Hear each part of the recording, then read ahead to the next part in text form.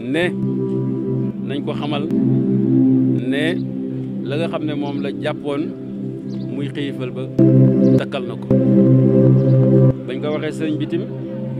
wax dëgg yàlla mbégte mu rëy la am ndaxte ba ñu àggee foofu ca kaddu moom ci boppam moo ne alhamdulilah. bi ñu àggee foofu ci kaddu moom ci boppam moo ne alhamdulilah di kaddu kii di Habib Sy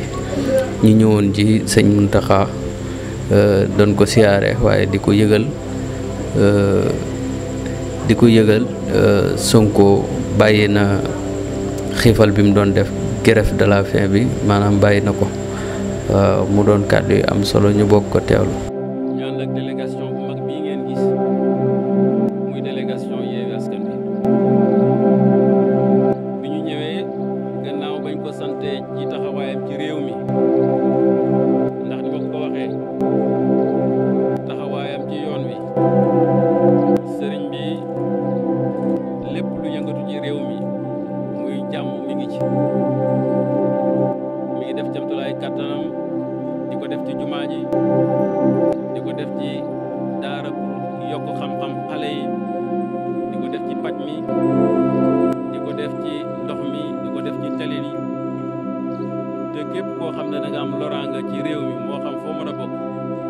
xoolul ndax ci yoonu lislaam nga bokk wala ci tarixam nga bokk mu dugal ci loxoom ba ñëpp teg ci seen bët kooku ku yàlla baaxee rek moo ko mën bu weesoo loolu ñu indil ko nuyoo doomam le président Ousmane Sonko ndaxte umpule woon ne jamono yi dañ fay ñëwoon am loo xam ne moo doon suñu mébét ñu àggale ko mu def ci taxawaay bu rafet yónnee ñu ci kii nga xam ne mooy doomam Ousmane Sonko ba ñu demee waxoon nañ ko yéen yëpp ngeen dégg ko na nga xam ne moom lañ ko fekkee woon mayu ñu woon sax pour ñu jox ko yóbbante bi wala ñu wax ak moom alhamdulilah rabbil alamina ba nga xam ne ximmiliku na ñu wax ko ne ko ñëw nañ fa man ak ay dëmbooj dañu ñii waa Yewwi Askan Wi nga xam ne ñoo ñu yónni woon mu rafet lool li nga xam ne moom la sëriñ bi def yónnee ci moom kàdduy cant ak kàdduy ngërëm ne nañ ko xamal ne la nga xam ne moom la jàppoon muy xiifal ba dakkal na ko bañ ko waxee sëriñ bitim wax dëgg yàlla mbégte mu rëy la am ndaxte ba ñu àggee foofu ca kaddu